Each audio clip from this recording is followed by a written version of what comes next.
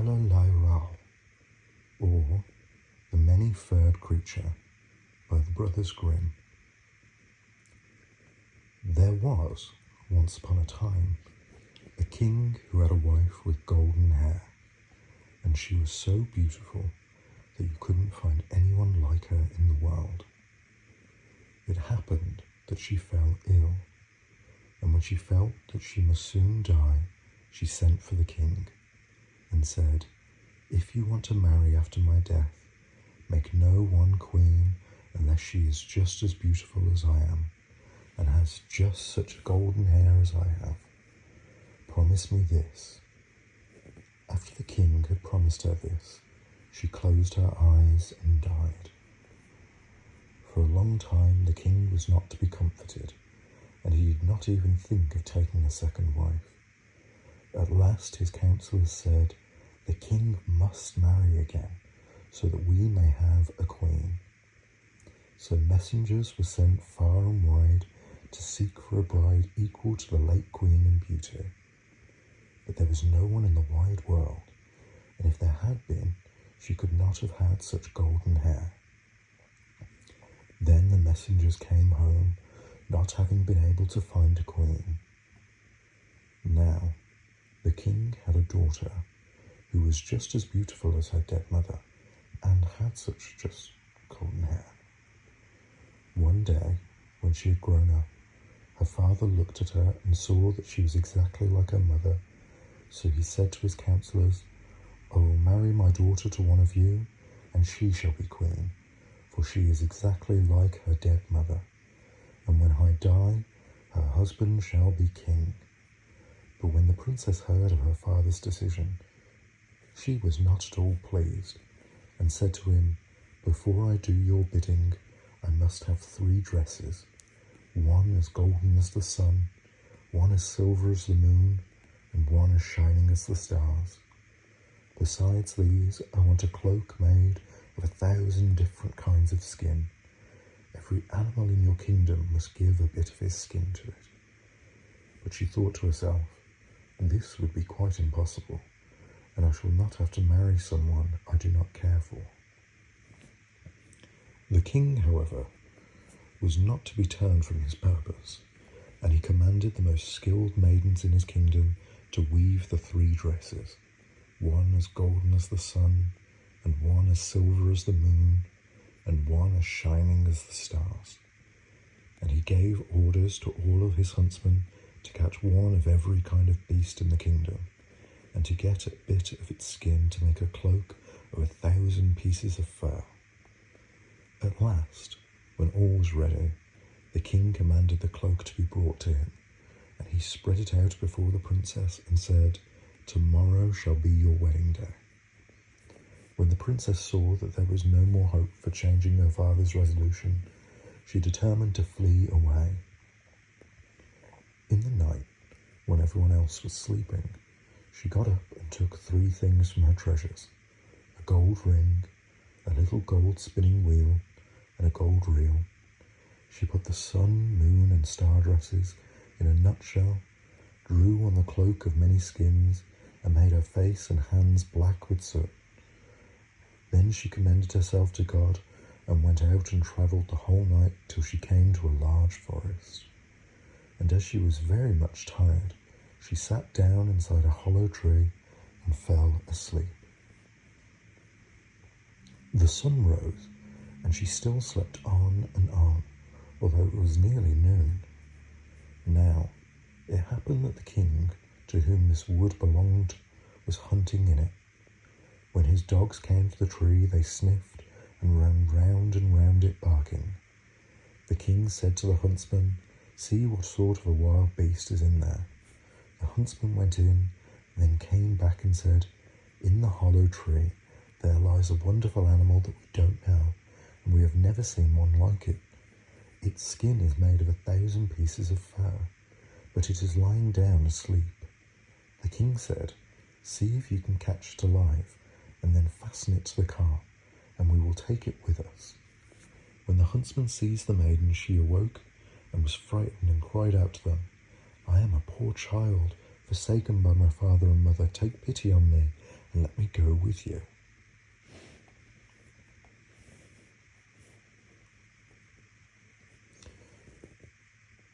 Then they said to her, Many-furred creature, you can work in the kitchen. Come with us and sweep the ashes together. So they put her in a cart and they went back to the palace. There they came and showed her a tiny room under the stairs where no daylight came, and said to her, Many-furred creature, you can live and sleep here. Then she was sent into the kitchen, where she carried wood and water, poked the fire, washed vegetables, plucked fowls, swept up the ashes, and did all of the dirty work. So the many-furred creature lived for a long time in great poverty. Ah, beautiful king's daughter, what is going to befall you now? It happened once, when a great feast was being held in palace, that she said to the cook, Can I go upstairs for a little bit and look on? I will stand outside the doors. The cook replied, Yes, you can go up, but in half an hour you must be back here to sweep up the ashes. Then she took her little oil lamp and went into her little room, drew off her fur cloak, and washed all the soot off her face and hands, so that her beauty shone forth, and it was as if one sunbeam after another were coming out of a black cloud. Then she opened up the nut and took out the dress as golden as the sun, and when she had done this, she went to the feast, and everyone stepped out of her way, for nobody knew her, and they thought she must be a king's daughter. But the king came towards her and gave her his hand, and danced with her, thinking to myself, My eyes have never beheld anyone so fair. When the dance was ended, she curtsied to him, and when the king looked round, she had disappeared, no one knew whither. The guards who were standing before the palace were called and questioned, but nobody had seen her. She had run to her little room and had quickly taken off the dress, made her hands and face black, put on the fur coat, and was once more the many-furred creature.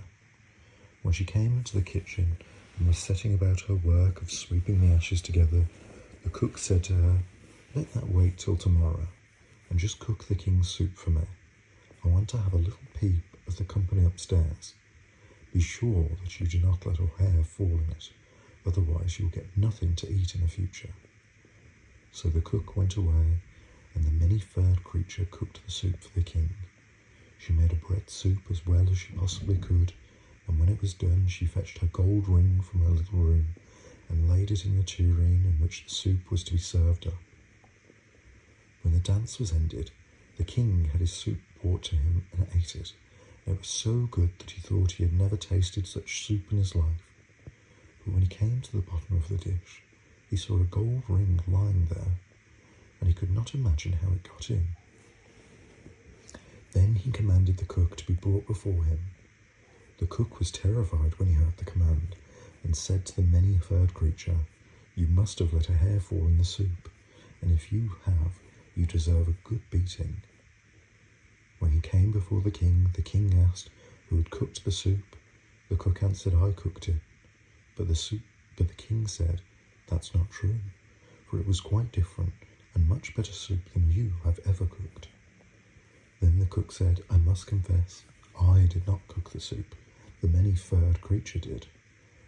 Let her be brought before me, said the king. When the many-furred creature came, and the king asked her who she was, I am a poor child without father or mother. Then he asked her, What do you do in my palace? I am of no use except to have boots thrown at my head. How did you get the ring which was in the soup? He asked. I know nothing at all about the ring, she answered. So the king couldn't find out nothing, and was obliged to send her away. After a time, there was another feast, and the many-furred creature begged the cook, as at the last one, to let her go and look on. He answered, Yes, but come back again in half an hour and cook the king the bread soup that he likes so much. So she ran away to her little room, washed herself quickly, took out of the nut the a dress as silver as the moon and put it on. Then she went upstairs, looking just like a king's daughter, and the king came towards her, delighted to see her again, and as the dance had begun, they danced together. But when the dance was ended, she disappeared again so quickly that the king could not see which way she went. She ran to her little room and changed herself once more into the many-furred creature, and went into the kitchen to cook the bread soup. When the cook was upstairs, she fetched the golden spinning wheel and put it in a dish so that the soup was poured over it. It was brought to the king, who ate it and liked it as much as last time.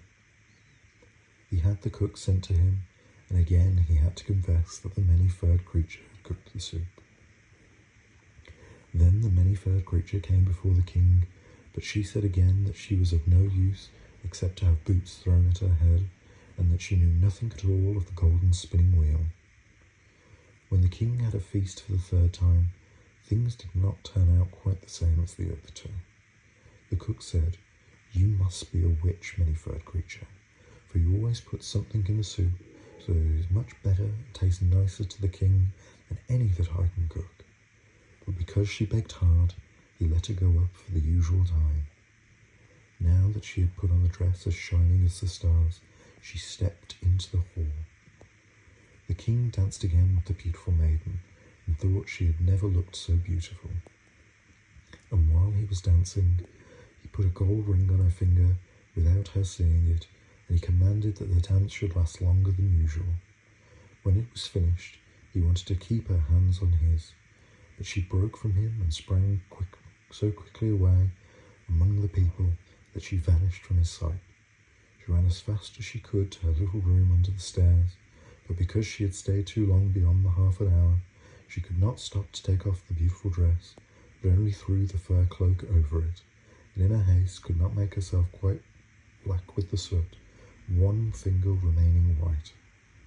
The many-fur creature now ran into the kitchen, cooked the king's bread soup, and when the cook had gone, she laid the gold reel in the dish. When the king found the reel at the bottom, he had the many-furred creature brought to him, and he saw that white finger and the ring which he had put on her hand in the dance. Then he took her hand and held her tightly, and as she was trying to get away, she undid the fur cloak a little bit, and the star dress shone out. The king seized the cloak and tore it off her. Her golden hair came down, and she stood there in her full splendour. She could not hide herself away any more, and when the soot and ashes had been washed from her face, she looked more beautiful than anyone in the world. But the king said, "You are my dear bride, and we will never be separated from one another." So the wedding was celebrated, and they lived happily ever after.